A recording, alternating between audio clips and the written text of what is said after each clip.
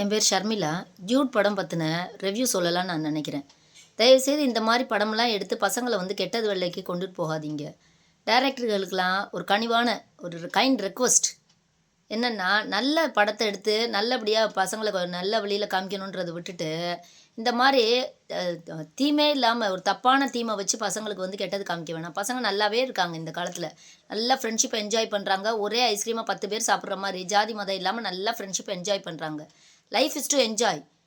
நல்லா என்ஜாய் பண்ணுவோம் லைஃப்பில். நல்ல வழியில் என்ஜாய் பண்ணுவோம் நம்ம. அதுக்காக இந்த மாதிரிலாம் கொச்சப்படுத்த வேணாம். தமிழ்நாடோட மொத்தத்தில் நம்ம பொன்மொழியே கடமை, கண்ணியம், கட்டுப்பாடுன்றது. தமிழ்நாடோட பொன்மொழியே கடமை, கண்ணியம், கட்டுப்பாடுன்றது.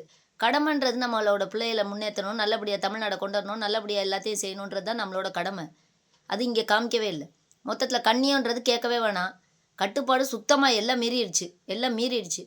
காதல் பண்ணட்டும், வேணான்னு சொல்லலை. காதல் அந்த காலத்து ராஜாக்கள் காலத்துலேருந்து காதல் பண்ணுனாங்க. காதலை நல்ல வழியாக பார்ப்போம் நம்ம. அதை கொச்சப்படுத்தி இந்த மாதிரி அசிங்கம் பண்ண வேணாம். அந்த படத்தில் என்ன தான் சொல்ல வர்றாங்க? ஆம்பளையில் அசிங்கப்படுத்துகிறாங்களா இல்லை பொம்பளையில் அசிங்கப்படுத்துகிறாங்களான்னு யோசிச்சு பார்த்தேன். மொத்தத்தில் தமிழ்நாட்டை அசிங்கப்படுத்திட்டாங்க. இந்த உசுப்பேத்தியே ரணகலப்படுத்துவோன்ட்டு சினிமாவை பார்த்து தான் பசங்க எல்லாமே செய்வாங்க. சினிமாவில் என்ன வருதோ அதே மாதிரி. சினிமாவில் பேண்ட்டை கிழிச்சிட்டு வந்தாருன்னா ஹீரோ, எல்லாருமே கிழிச்சிட்டே அலைவாங்க. ஏன்னா அந்த வயசு அப்படி அடாலசன்ஸ் பீரியட்னு சொல்லுவாங்க. அந்த டைமில் அதுக்கு என்ன செய்கிறோன்றது அந்த அளவுக்கு தெரியாது அந்த வயசில். ஆனால் அந்த இதை பார்த்து எல்லாமே இந்த மாதிரி படம்லாம் எடுக்கிறதுனால கொஞ்சம் கொஞ்சமாக கெட்டுக்கிட்டே வருவாங்க. தமிழ்நாட்டு பசங்க நல்லபடியாக முன்னேறாங்க. ஸ்பேஸ்லேருந்து ஸ்போர்ட்ஸ்லேருந்து எல்லாத்துலேயும் அதை உச்சத்தை தொட்டுக்கிட்டு இருக்காங்க. நம்ம தமிழ்நாடு நல்லா முன்னேறிக்கிட்டு வருது. அந்த வழியில் காமிங்க. நீங்கள் எம்ஜிஆர் காலம் மாதிரி மாரல் ஸ்டோரி சொல்ல வேண்டாம். தப்பான வழியை காமிக்காதீங்க. எங்களை மாதிரி டீச்சருக்கு, பேரண்ட்ஸுக்கெல்லாம் போராடிக்கிட்டு இருக்கோம் பசங்களை முன்னேற்றுறதுக்கு. நல்ல நடக்க வச்சு பாதையை உருவாக்கிக்கிட்டு இருக்கோம். இடையில நீங்கள் மலரை தூவி வைக்கிறீங்க. அந்த மலருக்கு கீழே புதகுழி இருக்குன்றது பசங்களுக்கு தெரியவே தெரியாது இந்த வயசில். ஏன்னா அந்த வயசு அப்படி வயசு. உசுப்பேத்தி ரணகலப்படுத்தாதீங்க. பசங்க நல்ல வழியில் போய்கிட்டு இருக்காங்க, நல்லா என்ஜாய் பண்ணுறாங்க.